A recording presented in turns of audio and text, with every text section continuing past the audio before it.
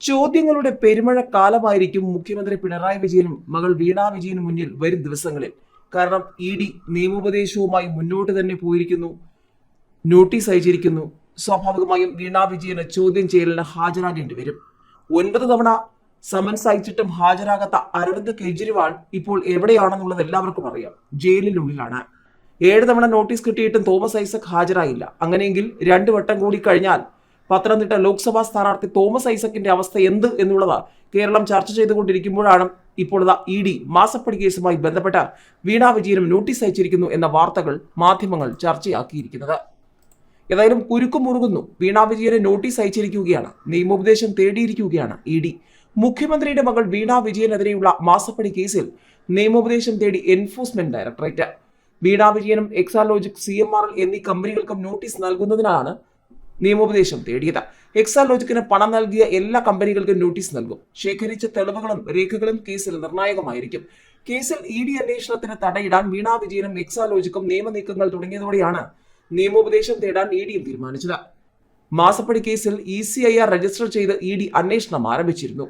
ECIR register ചെയ്തതോടെ ED. ഔദ്യോഗികമായി അന്വേഷണത്തിലേക്ക് കടക്കുകയായിരുന്നു. SFOയുടെ അന്വേഷണം പുരോഗമിക്കുന്നതിനിടെ ശേഖരിച്ച വിവരങ്ങൾ അനുസരിച്ച് മാസപ്പടി കേസിൽ വിശദമായ അന്വേഷണം ആവശ്യമാണെന്ന് വ്യക്തമായിരുന്നു. ഇതിന് പിന്നാലെയാണ് ഇ.ഡി. അന്വേഷണത്തിലേക്ക് കടന്നത്. കരിമണൽ കമ്പനിയിൽ നിന്ന് പണം വാങ്ങിയെന്ന കേസാണ് നിലവിൽ അന്വേഷിക്കുന്നത്. നൽകാത്ത സേവനത്തിന് ലക്ഷങ്ങൾ കൈപ്പറ്റിയതാണ് വീണ വിജയനെതിരെ ഉയർന്ന പ്രധാന ആരോപണം. ഇതിനിടെ തെരഞ്ഞെടുപ്പ് പ്രചാരണത്തിനിറങ്ങിയ LDFന് പലയിടത്തും മാസപ്പടിയുമായി ബന്ധപ്പെട്ടുള്ള ചോദ്യങ്ങൾക്ക് മറുപടി കൊടുക്കാനേ കഴിയുന്നില്ല. മുഖ്യമന്ത്രി പിണറായി വിജയനും CPM സംസ്ഥാന സെക്രട്ടറി MV ഗോവിന്ദനും ജനങ്ങളോട് എന്ത് പറയുമെന്നുള്ളത് ഏവരും ഉറ്റുനോക്കിക്കൊണ്ടിരിക്കുമ്പോൾ ഇതാ മറ്റു ചില വാർത്തകൾ കൂടി ചർച്ചയാവുകയാണ്. LDFനായി വോട്ട് ചോദിച്ചു വന്ന മെമ്പറുടെ ദേഹത്തേക്ക് തിളച്ച കഞ്ഞിക്കലം എറിഞ്ഞ് ഗൃഹനാഥൻ എന്ന റിപ്പോർട്ട്. തിരുവനന്തപുരത്ത് തെരഞ്ഞെടുപ്പ് പ്രചാരണത്തിനായി എത്തിയ CPM വാർഡ് മെമ്പറുടെ ദേഹത്തേക്ക് തിളച്ച കഞ്ഞിവെള്ളം ഒഴിച്ചിരിക്കുകയാണ് ഗൃഹനാഥൻ. ആറ്റിങ്ങൽ മുതാക്കൽ പഞ്ചായത്തിലെ 19ാം വാർഡ് മെമ്പറിന്റെ ദേഹത്തേക്കാണ് ഗൃഹനാഥൻ കഞ്ഞിവെള്ളം ഒഴിച്ചത്.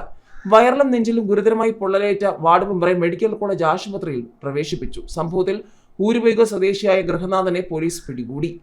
പാർലമെന്റ് തെരഞ്ഞെടുപ്പിൽ LDF സ്ഥാനാർത്ഥിയായി മത്സരിക്കുന്ന വി ജോയിയുടെ തെരഞ്ഞെടുപ്പ് പ്രചാരണത്തിന്റെ ഭാഗമായി ഈസ്റ്റർ കാർഡുകൾ വിതരണം ചെയ്യാനായി എത്തിയതായിരുന്നു വാർഡ് മെമ്പർ. ഇതിൽ പ്രകോപിതനായ ഗൃഹനാഥൻ വാർഡ് മെമ്പറെ അസഭ്യം പറഞ്ഞു. തുടർന്നുണ്ടായ തർക്കത്തിൽ വാർഡ് മെമ്പറിന്റെ ദേഹത്തേക്ക് ഗൃഹനാഥൻ കഞ്ഞിക്കലം വലിച്ചെറിയുകയായിരുന്നു. ഇത് തടയാൻ ശ്രമിക്കുന്നതിനിടെ കഞ്ഞിവെള്ളം തെറിച്ച് വാർഡ് മെമ്പറിന്റെ ദേഹത്ത് പൊള്ളലേറ്റു. സംഭവത്തിൽ രാഷ്ട്രീയപരമായോ വ്യക്തിപരമായോ വൈരാഗ്യങ്ങളൊന്നുമില്ല എന്നാണ് വാർഡ് മെമ്പർ പറയുന്നത്. ഗൃഹനാഥന് ഒരു രാഷ്ട്രീയ പാർട്ടിയുമായി ബന്ധമില്ലെന്ന് പ്രാഥമിക അന്വേഷണത്തിൽ നിന്നും വ്യക്തമായതായി പോലീസും പറഞ്ഞു. ഇതിനിടെ മുഖ്യമന്ത്രിയുടെ നിയമസഭാ പ്രസംഗം വീടുകളിൽ വിതരണം ചെയ്യുന്നു. LDFനെതിരെ പരാതിയുമായി UDF രംഗത്ത് വന്നിരിക്കുകയാണ്. പ്രവർത്തനങ്ങൾ നിർത്തിവെക്കണമെന്നും ആവശ്യമുണ്ട്. ആറ്റിങ്ങൽ പാർലമെന്റ് മണ്ഡലത്തിൽ LDF നടത്തുന്ന തെരഞ്ഞെടുപ്പ് പ്രചാരണത്തിനെതിരെ പരാതിയുമായി UDF രംഗത്ത് വന്നിരിക്കുകയാണ്. മണ്ഡലത്തിൽ LDF പ്രവർത്തകർ പബ്ലിക് റിലേഷൻ ഡിപ്പാർട്ട്മെന്റ് അച്ചടിച്ച മുഖ്യമന്ത്രിയുടെ നിയമസഭാ പ്രസംഗം എന്ന പുസ്തകം വീടുകളിൽ നൽകുന്നതിനെതിരെയാണ് UDFന്റെ election committee chairman advocate Karakulam Krishnapillai തെരഞ്ഞെടുപ്പ് കമ്മീഷന് പരാതി നൽകിയത്. സർക്കാർ സംവിധാനങ്ങളെ തെരഞ്ഞെടുപ്പ് പ്രചാരണത്തിനായി ഉപയോഗിക്കുന്നത് തെരഞ്ഞെടുപ്പ് പെരുമാറ്റച്ചട്ടങ്ങൾക്ക് വിരുദ്ധമാണെന്നും പരാതിയിൽ ചൂണ്ടിക്കാട്ടിയിട്ടുണ്ട്. തെരഞ്ഞെടുപ്പ് കമ്മീഷൻ അടിയന്തരമായി ഇടപെട്ട് ഇത്തരം പ്രവർത്തനങ്ങൾ നിർത്തിവെക്കാനുള്ള നടപടിയും LDF പ്രവർത്തകർക്കെതിരെ അച്ചടക്ക നടപടി സ്വീകരിക്കണമെന്നും UDF ആവശ്യപ്പെട്ടു. അതേസമയം പത്തനംതിട്ട മണ്ഡലത്തിലെ UDF സ്ഥാനാർത്ഥിയായ ആന്റോ ആന്റണിക്കെതിരെ ഉയർന്ന പെരുമാറ്റച്ചട്ട ലംഘന പരാതിയിൽ കളക്ടർ നടപടിയെടുത്തു. ബസ് കാത്തിരിപ്പ് കേന്ദ്രങ്ങളിൽ നിന്നും ആന്റോ ആന്റണിയുടെ പേരും ചിത്രങ്ങളും അടിയന്തരമായി നീക്കം ചെയ്യാനാണ് നിർദ്ദേശം.